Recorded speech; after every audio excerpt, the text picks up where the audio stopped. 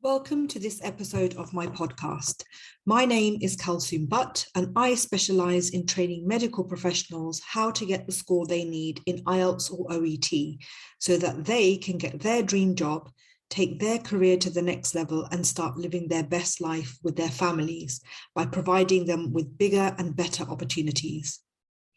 Before I start with the main topic for this week's episode, I just want to make you aware of how you can use this podcast to your maximum advantage. This is no ordinary podcast. You can use this podcast by one, simply listening to the podcast to get some advice that will help you in your IELTS or OET preparation. Number two, actively listening to this podcast to improve your listening skills. I try to keep it short. I know you guys are very busy people, but you can use it for focused listening practice. So you can use the show notes, which is a complete transcript of each episode. You can read the episode as you listen and analyze the language, learn new words or phrases, practice pronunciation and intonation. Number three, also included in the show notes are some comprehension style questions that you can use by reading the transcript, using your skimming and scanning techniques to answer the questions. Answers are provided at the end, but you can also check your answers by listening to the podcast. Number four, you can use it as a listening test and answer the same questions while listening.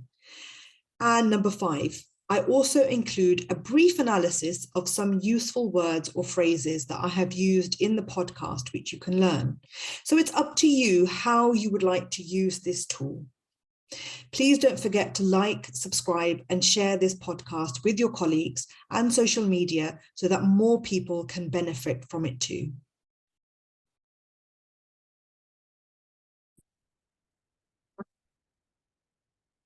Hi, and welcome to this episode. I hope you're well, and I hope your preparation is also going well. So just a few reminders before I get into the main topic of this episode. In the show notes, you will find, as always, links to my free OET private Facebook group and to my free IELTS private Facebook group. This is where I share free advice and practical guidance on how to score well. Also, you will find a link to my free OET success training. This is a series of 5 videos that teaches you how you should be preparing for the exams and lots more, how to improve your skills, strategy guidance on how to answer the questions. And this training alone has helped so many students get the score that they need in OET, so you don't want to miss that. Also, I now train doctors on how to raise their standard of English for the PLAB 2 test. So this includes how to start a consultation, data gathering, how to deal with difficult patients, managing patient emotions, clinical management, understanding procedures, and all the case scenarios that you have to deal with, and how to conduct the consultations, including all the topics that you need to cover. So if you would like to know more about this training, you can find my email in the show notes as well. Finally, if you would like to train with me for your OET, then you can join my flagship OET membership group. I've helped so many doctors and nurses get the score they need in OET in this group. You'll find a link to a short video explaining how the membership works and also a link to join us.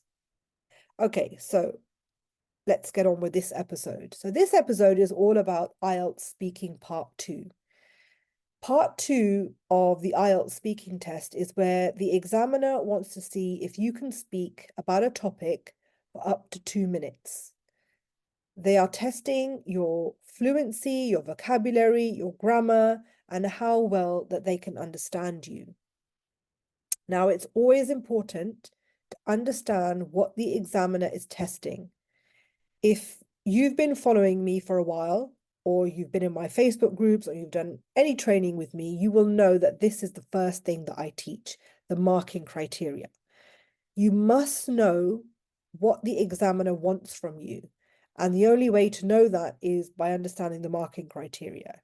If you understand what the examiner is looking from you, what they want from you, then you can work on giving it to them and get the score that you need. You're more likely to get the score that you need if you follow the marking criteria.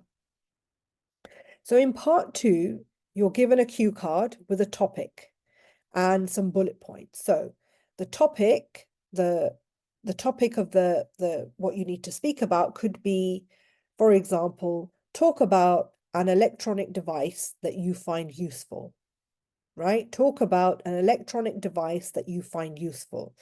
And the 4 bullet points could be, what is it? What is the device?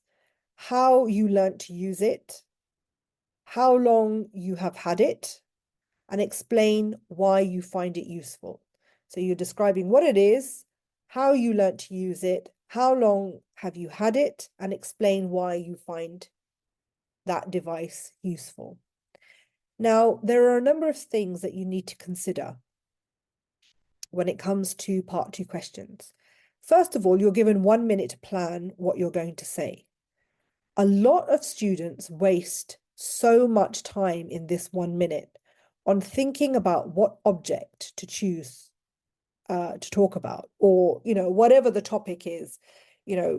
If the question was about a memorable time they spent with friends, for example, they'll waste so much time thinking about what to choose, what time to choose that, they had a good time with their friends.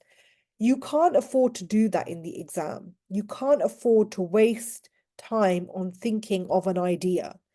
Remember, the examiner doesn't really care about what the object is that you're going to talk about, or the memorable time that you're going to talk about. They are just interested in your English, your grammar, your vocabulary, your fluency.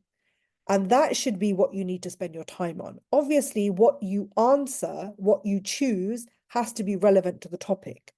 So,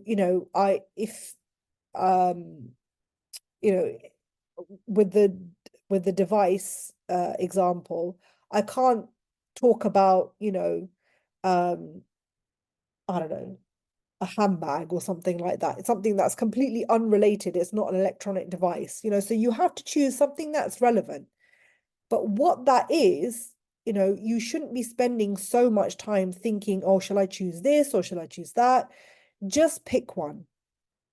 Just think of the most simplest and obvious answer that comes to your mind. So if it were me, if I were answering this question, I would say the first thing that comes into my head when I think of a useful electronic device that I use, immediately the first thing that comes into my head is my laptop.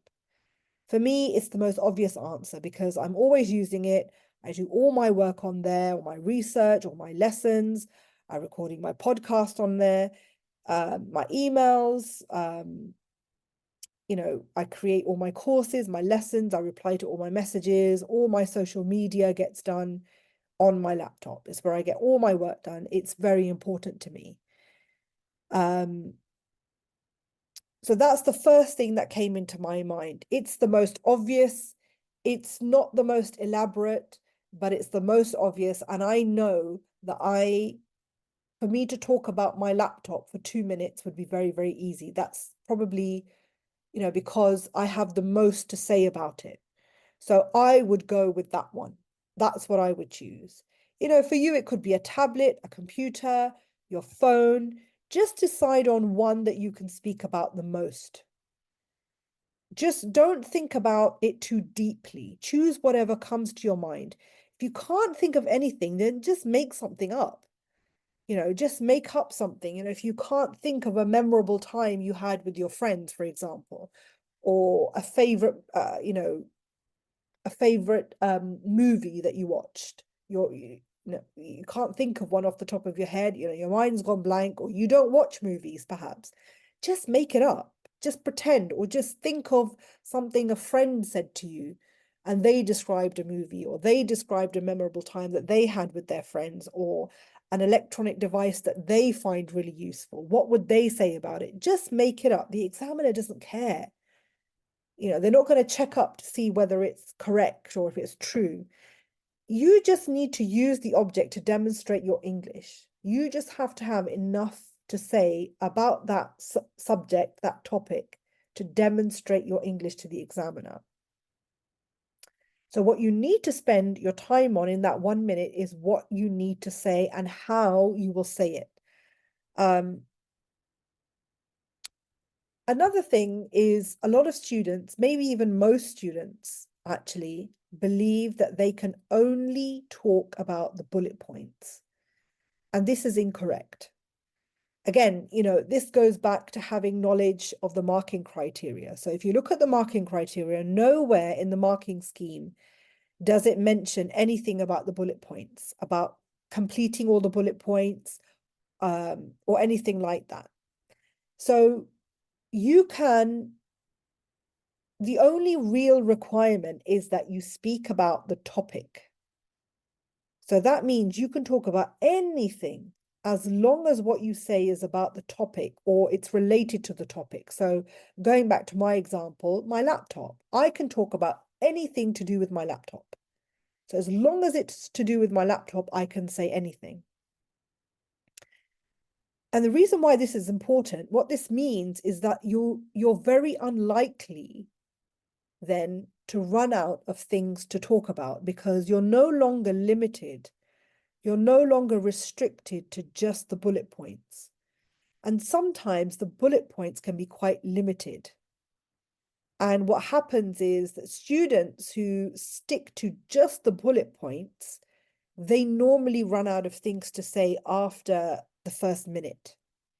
So if we go back to the example of my laptop and the bullet points that I mentioned, if I were to just stick to the bullet points, the first bullet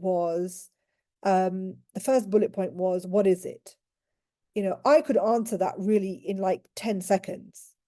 I would say the electronic equipment that I find the most useful is my MacBook Air laptop. That's it. That maybe took 7 seconds to say. Now, if I'm just sticking to the bullet points, then what else can I add? That just took 10 seconds or less to say. Moving on to the next bullet point. How did you learn to use it? Okay, I would say something like, I learned to use it by exploring the features on my own, playing around with it, and sometimes if I needed to know how to do something in particular, I would find a video on YouTube that showed me how to do it. That's it. There's nothing more I could say. How long have you had it? I've had it for 1 year. That's it. That's all I could say. I can't say anything more. I can't expand on that answer because I'm limited to just the bullet point. So the bulk of my answer, all the pressure would then be on answering the last bullet point because the other points were not that long. So the last one was, why is it useful? So I would spend a lot of my time talking about that. So even then I may run out of things to say because the other bullet points didn't take very long. So all that pressure is now put on the last bullet point for me to kind of say as much as I possibly can about that. And sometimes that's not practical. You may not have that much to say. So when we take the approach that we can talk about anything, as long as it's to do with the topic, then it really opens up what we can say, even if we only use the bullet points as prompts. So you can still use the bullet points, but use them as prompts and expand on them. So for example, with the first question, what is it? I could say it's my laptop. What I'm going to describe is my laptop. It's a MacBook Air. And, I could then expand on that and actually describe it. I could describe it. I could give a description of my laptop. I could say it's silver or it's space gray. It's really good because it's really lightweight and slim. It has a really nice big screen, has lots of memory to store all my files and videos and podcast episodes and my courses. So you see, I could, by elaborating on it, by not just sticking to the bullet point and describing the object or describing, whatever it is, I'm expanding on my answer and I'm able to demonstrate more of my English. So let's carry on. With the next bullet point, I could also combine bullet point 2 and 3. So how did you learn to use it and how long have you had it? I could combine the two. I could say I've been using a MacBook. I'm a MacBook user for many years. I've only had this one for 1 year. So I'm very used to using MacBooks. I'm familiar with how they work. Although they always have new features, but there are always handy hints in the applications when you use them themselves that tell you the main features. So you never really, you always learn how to use it as you go. And because I've been using a MacBook for so many years, it's really not that difficult to get used to. I could also expand on that answer even more and compare my new laptop to my old laptop. I could make comparisons there. So I'm demonstrating even more, my level of English by making comparisons that, the laptop that I have now is far superior than my old one. It's much faster, it has more features, it's a lot more lightweight. Whereas the other one, the old one, was very heavy and very bulky. So you could make comparisons like that. Still, I'm still talking about the laptop. I'm still talking about that device, but I'm talking about other than just the bullet points. I'm taking it that bit further. Then the last question, why I find it useful. All my work gets done on it. I record on my podcast, my lessons, my courses, my live lessons are done on my laptop. I post on my social media. I answer questions from my students through emails. I create all my content for social media on there. I could talk about how it's easy to use, it's very reliable, it never crashes, whereas, I could make a comparison to other models of laptops and say, they normally tend to crash or get viruses, whereas a MacBook doesn't get viruses or crash. It's very, very rare for that to happen, so it's very reliable, it's sophisticated looking, it's professional. Again, making comparisons, I could do that. I prefer using Apple as compared to, other brands. I think, in my opinion, it has advanced technology. So you can see that, all the bullet points have been expanded on sufficiently. And I can now talk a bit more about each without putting pressure on any one of the bullet points by thinking of ways of how, I can say more, but making sure it's still related to the topic. So, you can describe the object or describe, whatever the topic is, describe it. You can make comparisons. You can talk about the future or past experiences. Yeah, I could say that, I believe that, MacBooks are, far superior to other brands. And I believe, the technology is better and it's going to be, the most used type of laptop in the future, make a prediction and things like that. I talked about my past experience with the past MacBooks that I had. And I give my personal opinion that I believe this is very professional looking and very reliable and so on. So I've expanded on all of the bullet points. And this way, taking this approach, you will never run out of things to talk about. As long as you're using, a range of vocabulary and grammar that's appropriate to, what you are saying, and it's related to the main topic, then you will score quite highly for part 2. So next time you are practicing part 2, take a question and look at the bullet points, look at the topic, look at the bullet points, and start practicing thinking about ways that you can expand on the bullet points. Use them as prompts. Don't restrict yourself to those bullet points, and think of ways that you can expand on the answers as I did. And use that 1 minute to plan out how you will expand on those answers, and think of key phrases and words that you would want to use. And that's a really good way of using that 1 minute time wisely. And like I said at the beginning, just pick the most obvious answer. It doesn't have to be the most original, fantastic, exciting answer. Just pick one thing that comes to your mind, and you know that you have enough to talk about for that thing. And don't make it complicated.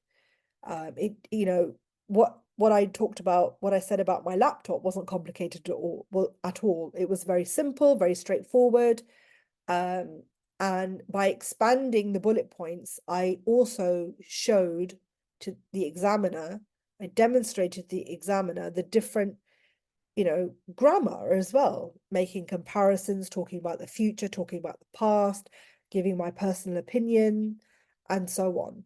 So you need to think in broader terms when it comes to part 2. So have a go, practice, see how you get on, and let me know as well how you find it, and time yourself and see how comfortably you can speak for up to 2 minutes. I'm sure it will make a huge difference. Let me know how you get on, and I will see you in the next episode. I really hope you have found this episode useful. Please let me know if you have. I would love to get your feedback, and if there is something you would like me to do an episode on for IELTS or for OET, please just let me know. The details on how you can contact me are in the show notes of this episode. And remember, nothing changes if nothing changes. If you are not willing to change or implement advice, and you keep doing the same thing, you will keep getting the same results again and again. Real progress, real improvement comes when you push yourself outside of your comfort zone. Please don't forget to like, subscribe, and share this podcast with your colleagues and on your social media so that more people can benefit too. Take care and keep working hard.